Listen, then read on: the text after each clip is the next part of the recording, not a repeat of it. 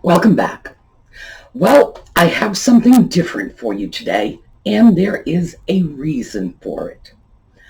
Today marks the first year of my channel on YouTube. It went on exactly 1 year ago tomorrow, so this is the conclusion of my first year. And I have to tell you, a year ago, if you had said, well, it'll be in the middle of a pandemic and you will have been looking at the camera on, the final day of your first year, saying to yourself, I haven't had a day off in 2 months, I would have laughed at you. But this is where we are. So instead of our usual Sunday project day, I thought we would do something special and different. And in part, I'm going to give you a recap of some of the high points of the past year. I'm going to show you something that I've been up to for about 5 years. And we are going to hit highlights from our delightful Portuguese gentlemen, just to remind us of what great fun we had with them our first year here. So stick around. I'll be right back.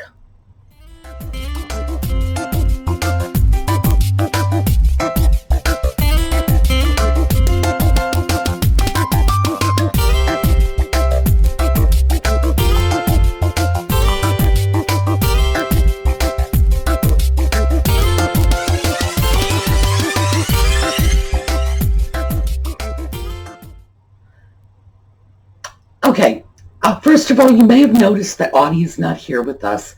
It's a beautiful day out. He snuck outside. Well, he didn't actually sneak outside. We did the usual. He came to the door. He said, I'd like to go out. I said, you have 2 hours. That's all you get. I'll give you extra treats if you come back early. He said, okay. He went. That's how it works. And there's no need to worry. The only thing my Audie kills outdoors is vermin. He goes after mice, voles, he chases away skunks. He does kill rabbits occasionally. I do not consider them vermin. I consider them cute little bunnies. But we have farms nearby, and we have neighbors who garden, and unfortunately, they do consider the bunnies to be vermin. Everybody loves Audie. The ones who are not taken with him by, getting the rabbits out of their garden are taken with him because he chased the skunks away. And until Audie came into the neighborhood, we couldn't go a week without some awful skunk smell showing up, usually in the middle of the night when you can't do anything about it. So that's what he is up to. Well, what are we up to? Well, I thought I would just give you some of the high points. Now, in a video not too long ago, I told you one of my great high points was when a troll called me a self-important lunatic and spelled it correctly. It's always good. I love it when they get it right. It's so rare. Those always stand out in your mind. So, yeah, everybody gets trolls. I actually get a kick out of mine, and I don't see any reason in the world to get upset with them. Please, as far as I'm concerned, they're good for comic relief. Another interesting thing happened a few months ago. Japanese video pirates stole one of my videos. So you're probably thinking to yourself, how on earth does that happen? Because certainly that's what I was thinking to myself. One of my videos showed up on a Japanese pirate YouTube channel. And it was a video about I seem to recall it was how to tell the difference between Art Deco and Art Moderne. And it was stolen by what looked to me, if I can judge by the pictures of these people, were Japanese teenagers. You got to wonder what possible interest they could have had with this. But, yep, stole it. YouTube's bots found it, notified me. I went over to that channel, and there it was, with all these Japanese headings. Meanwhile, there I am talking about Art Deco, Art Moderne. I think what happens is video pirates snatch other people's videos run them on their own channel, and then they can collect advertising revenue without actually having to create their own content. Why they chose that particular video, I do not know. It was very interesting. YouTube caught them right away. I think YouTube caught them right away. I don't know how long it had been up, but they certainly notified me. And as soon as I said, yeah, that's mine, they took it down. I don't know how widespread the practice is, but it occurred to me that if I have Japanese teenage video pirates stealing my stuff, boy, that tells you made it to the big time. That and self-important lunatic, I love these. These are the marks of my success. So those were two really interesting highlights. And I had another sort of highlight that happened just yesterday. And interestingly enough, the day before yesterday, I got a comment on a video that was really very much on point with what happened yesterday. So let me start chronologically. I'll start with the comment. Someone wrote in and said, how do people get your address to send you things? Do they just buy things from your Etsy shop and get the address that way? Well, my first thought was, gee, no. I mean, I don't think so. Usually, if somebody wants to send me something, my first response is, thank you, no. You do not exist to give me stuff. That's not how this works. Thank you. I'm delighted by the thought, but that's not what I'm here for. I'm here to be showing you stuff. The giving goes in the other direction. So, and believe me, if you haven't figured that out from my giveaways yet, you really need to give the matter some more thought. Usually, when someone wants to give me something, they will say, my name is Mary Lou, and I have an Etsy shop, and I have, crocheted hair ties, for example.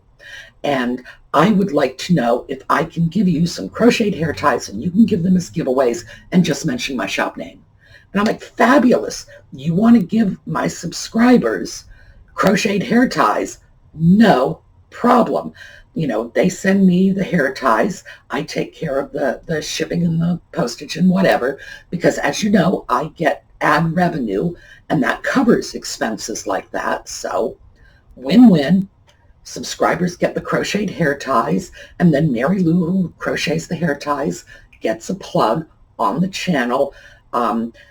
Even a very low visibility video is going to get viewed by at least 3,000-4,000 hardcore subscribers, and that 3,000-4,000 hardcore subscribers will represent some serious shoppers. So it's win-win.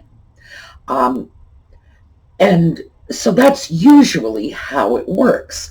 And we do have people who are creators. These are artists. They are jewelry repurposers. These are people who, they're just very talented people, very creative, talented folks.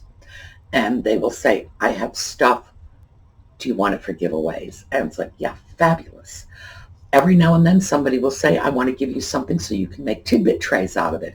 It's like, well, thank you, but I take those Tidbit trays and I sell them for money. And so, thank you. As long as you understand, I'm not keeping it. It's going to go somewhere else. That's fine with me. And I do understand that a lot of people are very anxious to support the giveaways. Most folks know that, I'm going to say practically every penny I get. No, every penny I get that doesn't go on giveaways has been going to the restoration of the schoolhouse. So some people have just said, I want to contribute to the schoolhouse fund, and this is how I'm doing it. It's like, well, thank you. So that works. But usually people get in touch with me. They usually don't just buy something from my Etsy shop and say, well, now that I have your address, I'm going to send you something. Because most people understand that today, if you don't know where a package is coming from, there's a good chance you're not going to open it, or there's a good chance you're going to drop it into the toilet before you open it. Who knows? There might be an incendiary device attached to a manifesto. It's the 21st century, after all. So 1 day after, because I got the package yesterday and the comment was the day before. 1 day after I got that comment, and I started saying, no, I don't think people buy things from my shop to get my address, I got a package. And in that package, I got this. This is a beautiful little lusterware lemon server. I love it. Bright colors, great, along with a beautiful little lusterware plate. Again, bright colors, great, along with something I immediately recognized. This little ginger jar is something that had been in my Etsy shop last month. So the buyer bought this, packed it back up with these 2 plates, and sent it to me. So I've emailed the buyer saying, did you buy this for the sole purpose of returning it to send me plates? Because that just seems like a counterintuitive thing to do to me. And so, if that's what happened, I'm going to have to give them their money back for the ginger jar, because they did in fact return it, and the plates are going to go into Tidbit trays.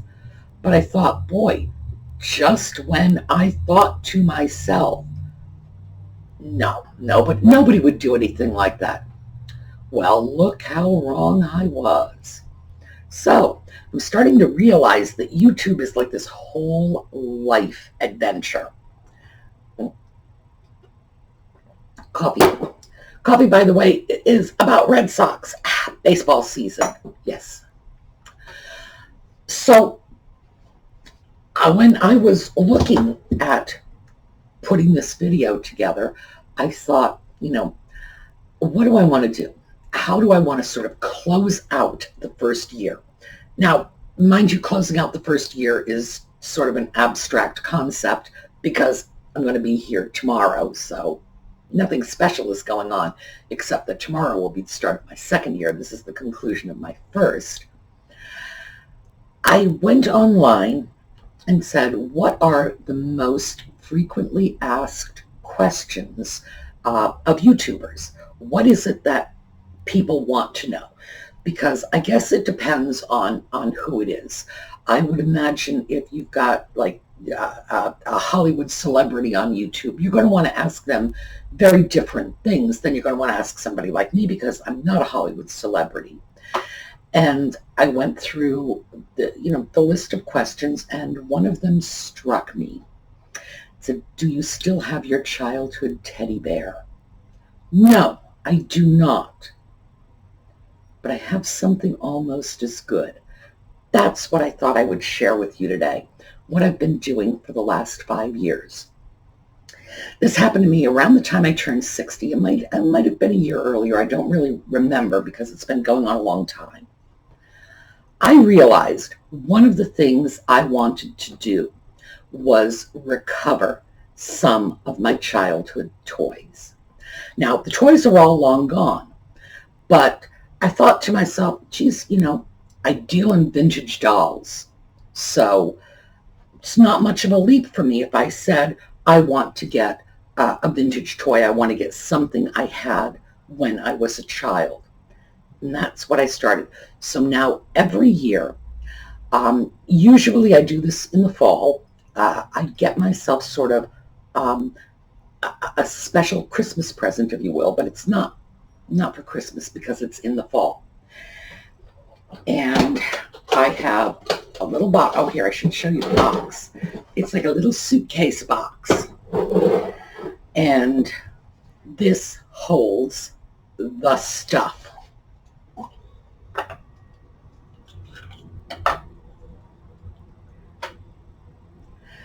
My great aunt brought a bracelet just like this back from Mexico for me when I was 5. It was a treasured possession, and although it's hard to see because I just literally took it out of the box this morning, it's silver. When it's polished up, it looks very nice, but it's not polished up right now. And it's sombreros and sandals. As you can see, it's not going to fit. It did fit when I was 5. And this was one of the first things I added to my little collection of reclaimed childhood stuff. It's not exactly a toy, but it's something that had special meaning.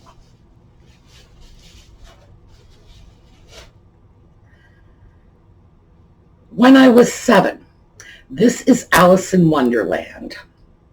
We still got our Disney sticker. By the way, take a look at that. This is a Japan-made piece.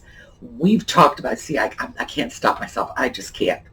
We've talked about this, how the Japanese pieces have the beautiful color gradations. This is a terrific piece from late 50s, early 60s. If I saw this in a store, I would have grabbed it regardless, just because it's a nice Japanese piece. However, that's not all there is to it. It came with my Alice in Wonderland watch. So I got them separately. The first thing I got was the watch and then the little figurine that came with it. The watch works, by the way. Is it? Yes. I wound it up this morning. It's still keeping perfect time. This was a childhood toy. Well, toy, sort of toy. A childhood present. I don't recall if it was Christmas or birthday. One of the reasons they always did this was Alice in Wonderland was a big deal. And unlike most of the other little Disney princesses, Alice was a blonde and I was a blonde, so they would get me little blonde stuff.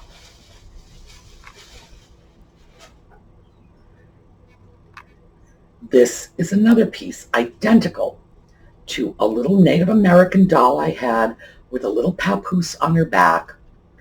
I found this some years ago, grabbed it, went in to my little cache.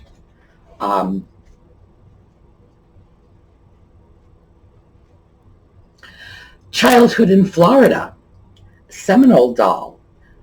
These are coconut fiber dolls. They were extremely common and popular. I had many of those. We were able to get them for pennies, literally pennies. So the difficulty was finding one from exactly the right time period into my little box. Want to see the star? This is down at the bottom.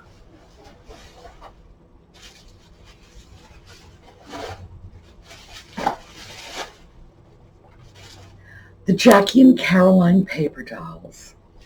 I got these when they came out. They came out Christmas, I believe, 1961. And I got a set of these. This is it's a Magic Wand paper doll. It's complete set, perfect, nothing cut out. In the world of dolls, that is quite a big deal. So that's some of the stuff. I've got more stuff in there, but that's just an example of what I've been doing. I've talked to people about that over the last few years. Everybody I've spoken to has said, I would love to be able to do that. If only I could get, the doll I had. It was a Shirley Temple doll, or, that I had a Nancy Ann doll, or whatever. I would be so happy if I could get my childhood Barbie. And of course, the whole childhood Barbie thing is how it all got started, because I do have, obviously, duplicates of my childhood Barbies. That was a piece of cake. I didn't even have to think about that because most of what I dealt with is Barbie dolls. So, yeah, sure. I decided this was something I just wanted to do, just for the fun of it, just from me.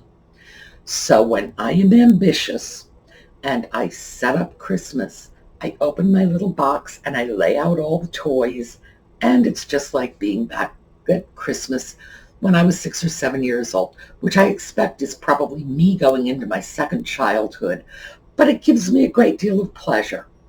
And because I know how to buy and sell these things, I can do it very inexpensively, and it's been fun. So I thought I would share that with you. No, I do not have my childhood teddy bear, not even close. I have very little from my childhood, but maybe that's why I've been on this little acquisitions thing. I don't know what I'm going to get this year. Usually what I do is I will go on eBay and I will start trolling through the vintage toys, and sooner or later I will see something that will spark a memory and I will say, I have to get that. That's how that's what happened with this. This is a set of little poodle pins. Everybody my age remembers these. Everybody has a little set, or had a little set of poodle pins back in the very early 60s. That was another thing.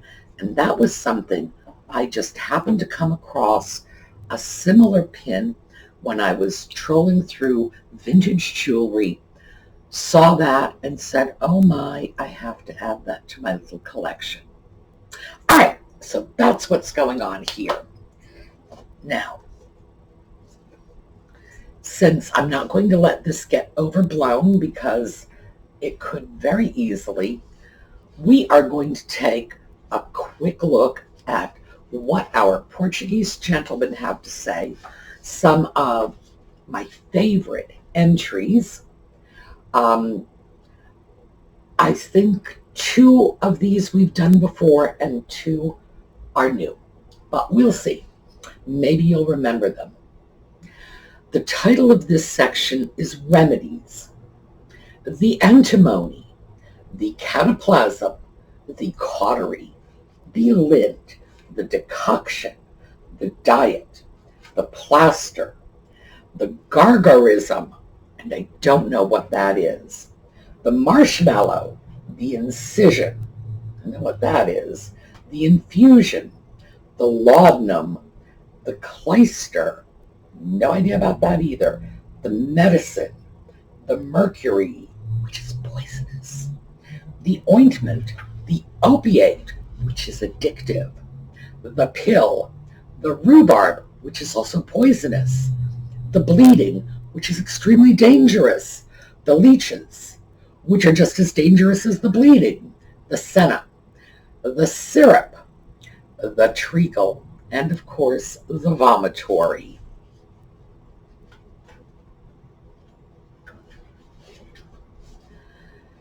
Eatings, which is almost as delightful.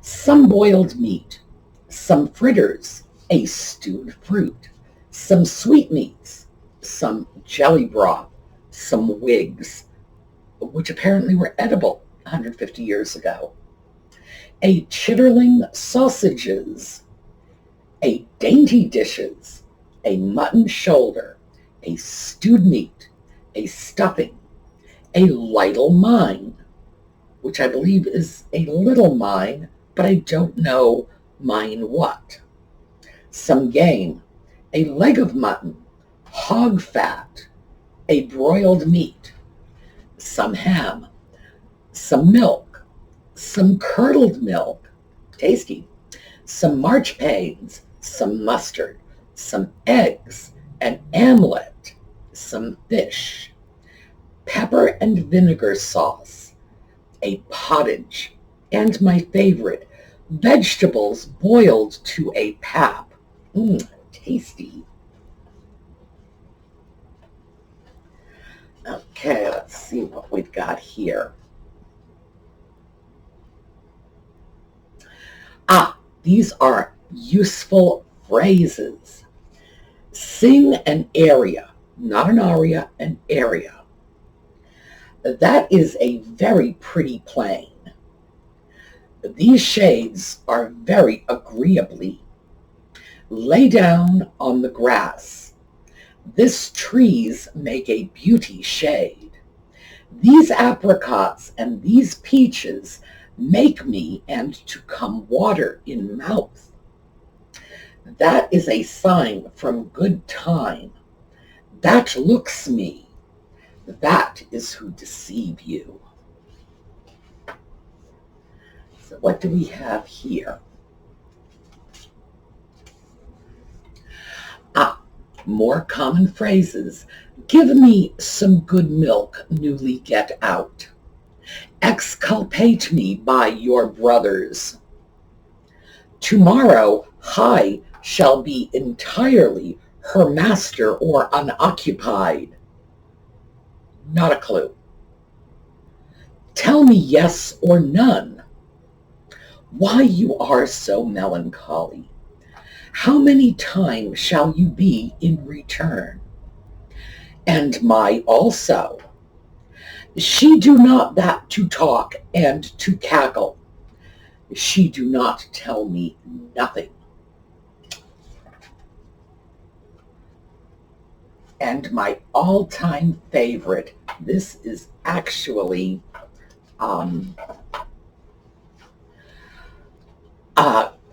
a set of conversational pieces that you would use for a particular occasion.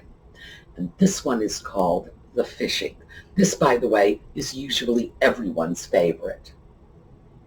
That pond, it seems me many multiplied of fishes. Let us amuse rather to the fishing. I do like it too much. Here there is a wand and some hooks. Silence! There is a superb perch. Give me quick the rod. Ah, there it is, a lamprey. You mistake you. It is a frog. Dip again it in the water. Perhaps I will do best to fish with the leap. Try it, I desire, that you may be more happy and more skillful who ascertain fisher what have fished all day without to can take nothing. So now if we will recall, these were our dear Portuguese friends who in 1855 elected to write an English phrase book without speaking a word of English. And apparently they used as their basis a French-Portuguese dictionary and a French-English dictionary. My suspicion is they spoke no French either. So that was something we had a fabulous time with, and I thought we would just have this little tiny bit of fun recapping the past year. So let's hope the next year is just as good. Let's hope we get more teenage Japanese video pirates. Let us hope we can come up with something else. And I am still looking. Our romantic word origins are no match for our Portuguese gentlemen, not even close. But still, it's keeping us going for a while. I'm still trying to figure out what happened with my customer who bought and returned this. As I say, obviously I'm going to have to give them a refund. That it wasn't even a purchase. This is just, I don't know. By the way, tell me if you think you're clear about what was going on, because I've emailed, they haven't gotten back to me. Do let me know. The comments are open to your wildest speculations, but I have to make some decision about what I'm going to do with that returned piece. Like I say, at this point, I do feel obliged to make a refund since the item was returned, and this is, in fact, my Etsy shop. If somebody returns an item, I have to give them a refund. You just don't take an item back and say, oh, well. So let me know what you think was going on. Feel free to throw in your own highlights of the last year, and let me know what you're looking forward to in the future. So tomorrow morning, we embark on our second year on YouTube. Have a fantastic day, and I will see you all later.